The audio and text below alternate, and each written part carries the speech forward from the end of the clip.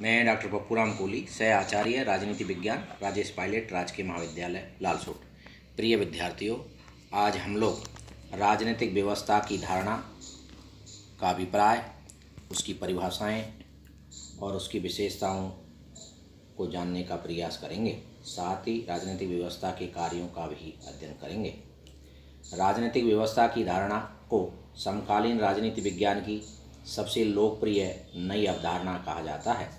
इस अवधारणा ने समाज में होने वाले सभी राजनीतिक घटनाओं के अध्ययन को संभव कर दिया है।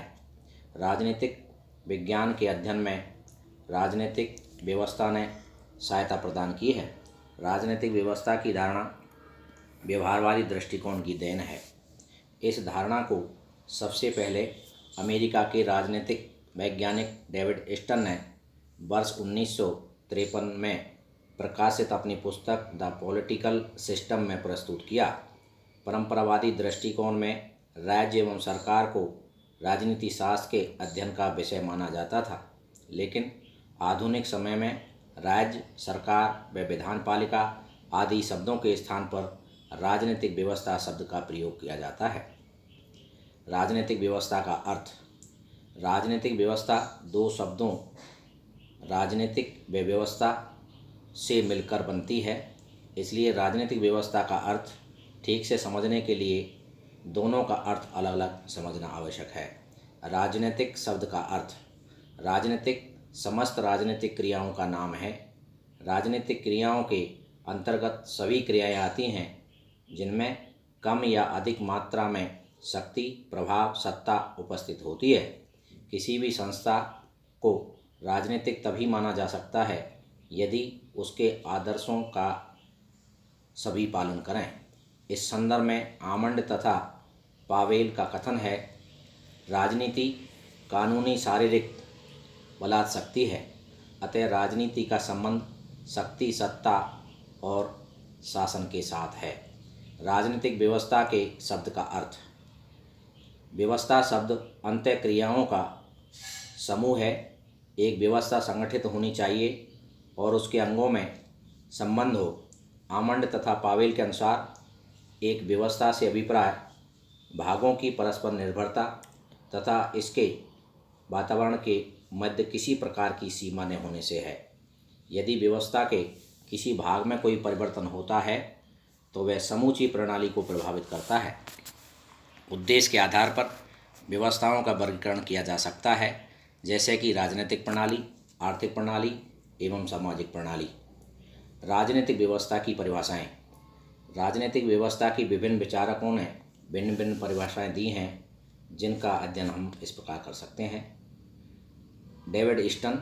राजनीतिक व्यवस्था समाज में अंतःक्रियाओं की वह व्यवस्था है जिसके द्वारा मूल्यों की बंधनकारी एवं सत्ता संपन्न व्यवस्था की जाती है और लागू की जाती है। रॉबर्ट हेल के अनुसार राजनीतिक व्यवस्था मानवीय संबंधों का एक ऐसी स्थिर नमूना है जिसमें पर्याप्त मात्रा में शक्ति, शासन व सत्ता सम्मिलित है। प्लेनो तथा रिंग्स के अनुसार राजनीतिक व्यवस्था का अर्थ मानवीय संबंधों के उस नमूने से है जिसके द्वारा समाज के लिए सत्ताधारी निर्णय लिए जाते हैं। आमंड तथा कोलमैन के अनुसार राजनीतिक व्यवस्था समाज में कानूनी व्यवस्था बनाए रखने और समाज में परिवर्तन लाने वाली व्यवस्था है।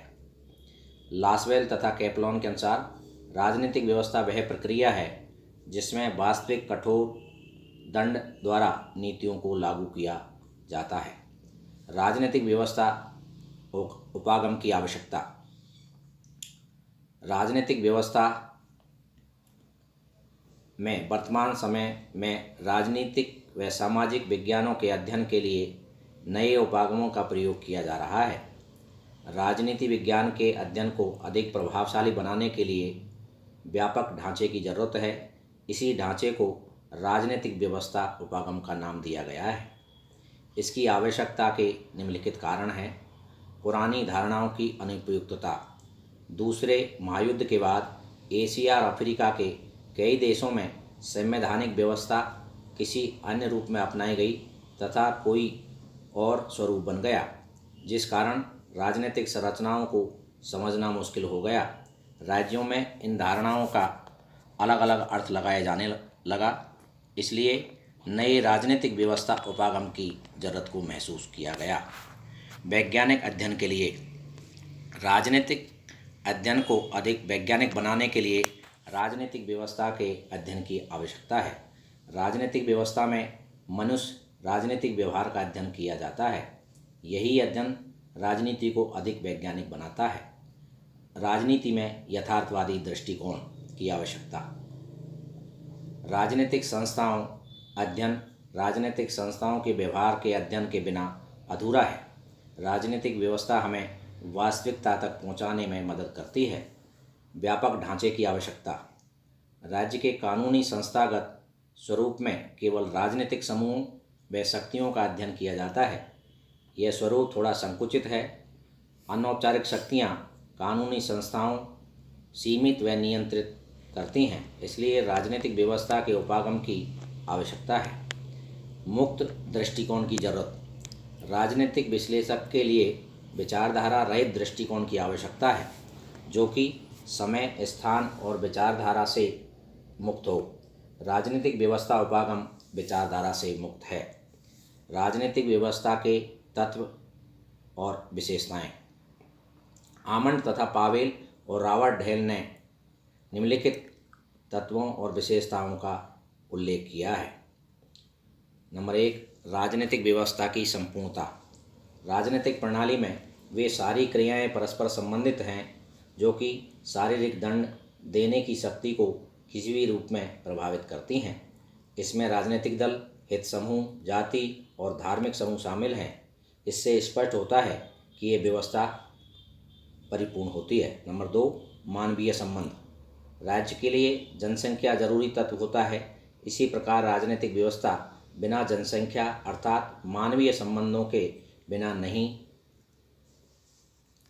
की सकती, लेकिन इसमें सभी प्रकार के मानवीय संबंधों को शामिल नहीं किया जा सकता। इसमें केवल उन्हीं मानवीय संबंधों को शामिल किया जा सकता है जो किसी न किसी रूप में राजनीतिक व्यवस्था को प्रभावित करती है।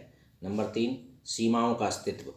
यह व्यवस्था एक स्थान से प्रारंभ होती है और दूसरे स्थान पर समाप्त होती है। इसकी सीमाओं में समय समय पर परिवर्तन आते रहते हैं। युद्ध और आपातकालीन समय में राजनीतिक व्यवस्थाओं की सीमाएं बढ़ जाती हैं, क्योंकि काफ़ी लोगों को सेना में भर्ती के लिए कहा जाता है। इसी तरह चुनाव के दौरान राजनीतिक व्यवस्था की सीमाओं में विस्तार होता है। नंबर 4, पारस्परिक निर्भरता। इसमें सभी अंतःक्रियाएं और सभी भाग एक दूसरे पर निर्भर करते हैं। जैसे यदि किसी राजनीतिक दल के ढांचे में परिवर्तन आता तो उसका प्रभाव दूसरे दलों के ढांचे पर भी पड़ता है। नंबर 5, वैधता की प्राप्ति। वैधता इसकी एक अन्य विशेषता है। यह गुण राजनीतिक व्यवस्था को अस्थिरता प्रदान करता है। वैधता प्राप्त करने से शक्ति सत्ता का रूप धारण कर लेता है।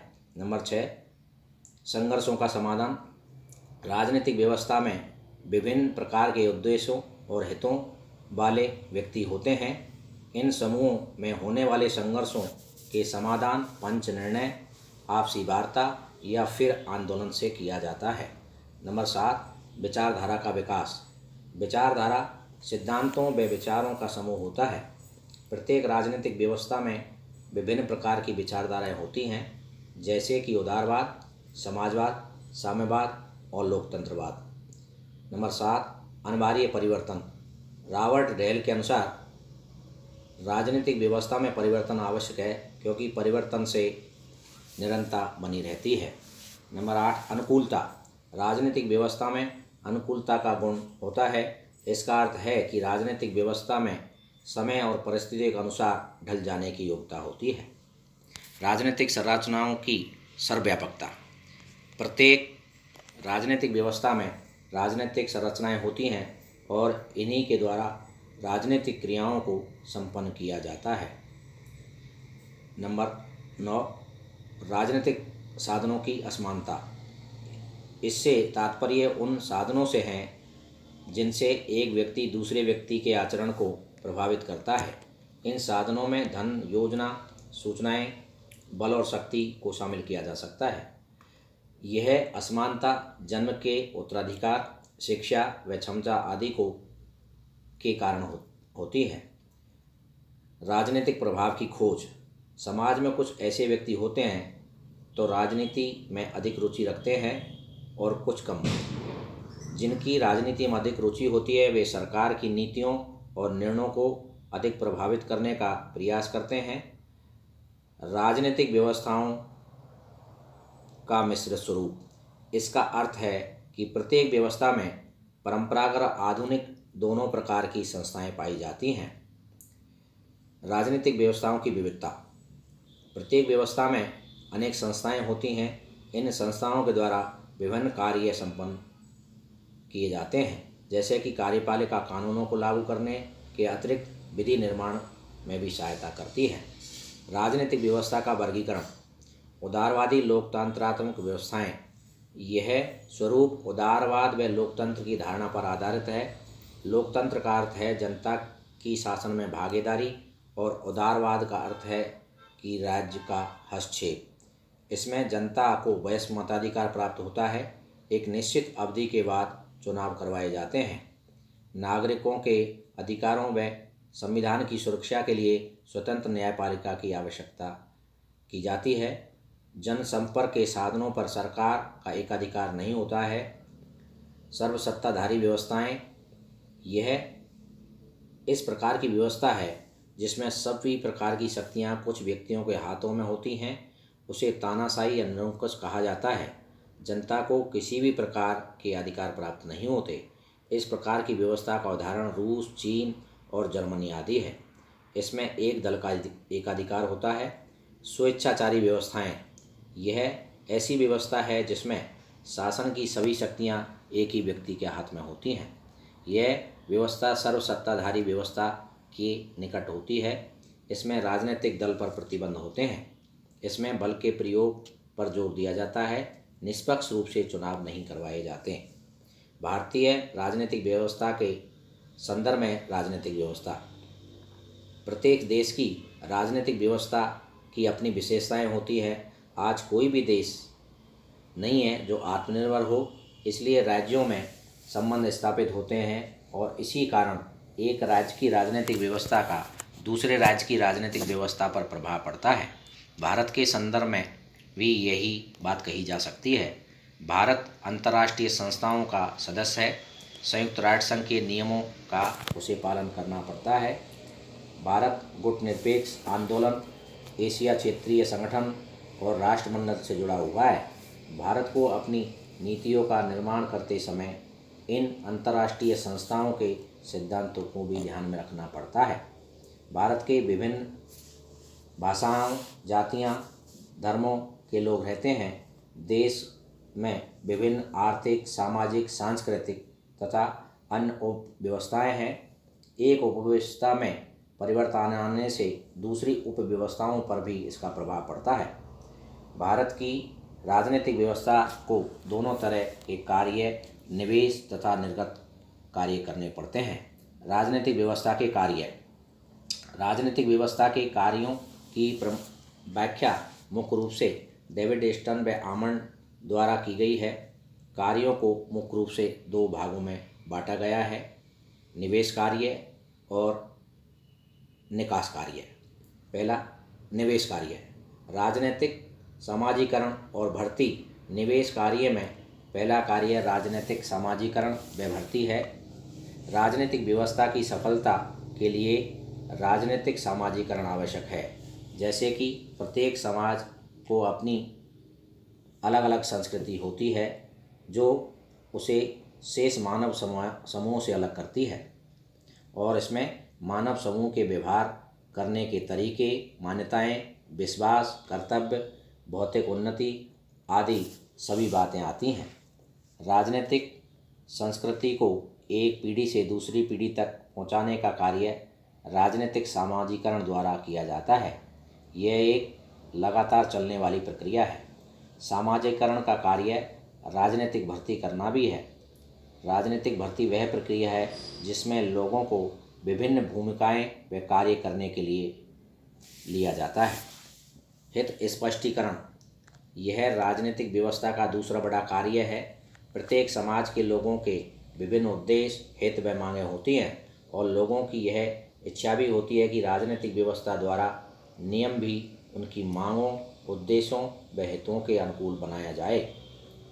अतः हित स्पष्टीकरण वह प्रक्रिया है जिसके द्वारा व्यक्तियों की मांगों को स्पष्ट किया जाता है और उन्हें निर्णयकर्ताओं के समक्ष मांगें प्रस्तुत करने के लिए तैयार किया जाता है। आमंड ने इसके रूपों को 4 भागों में बांटा है।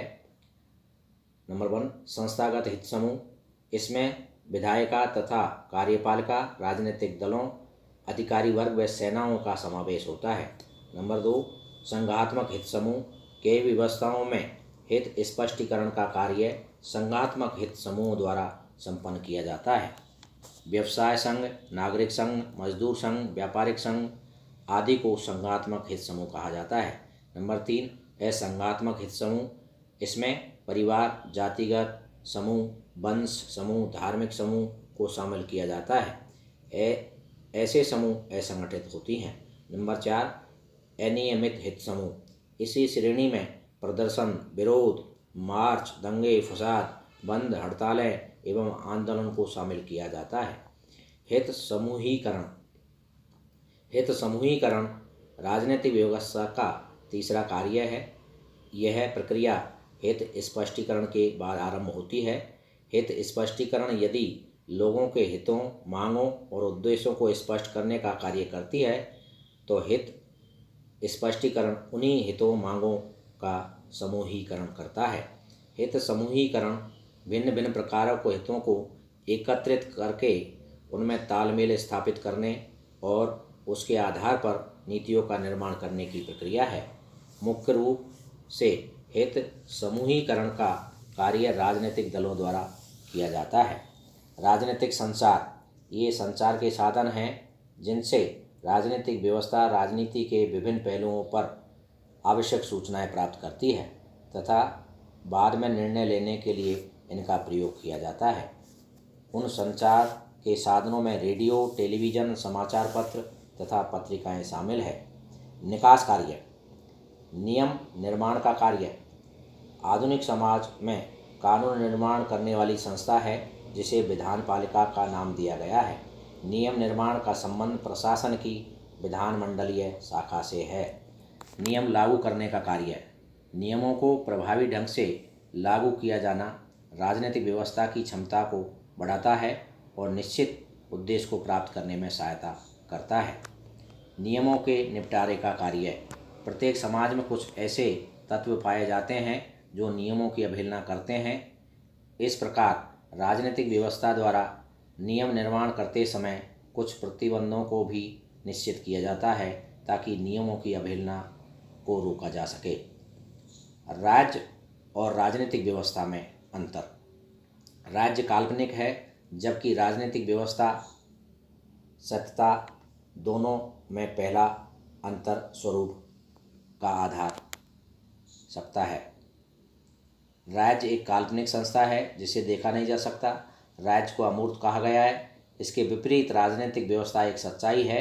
इसमें समूह संगठनों की व्यावहारिक क्रियाएं सम्मिलित हैं।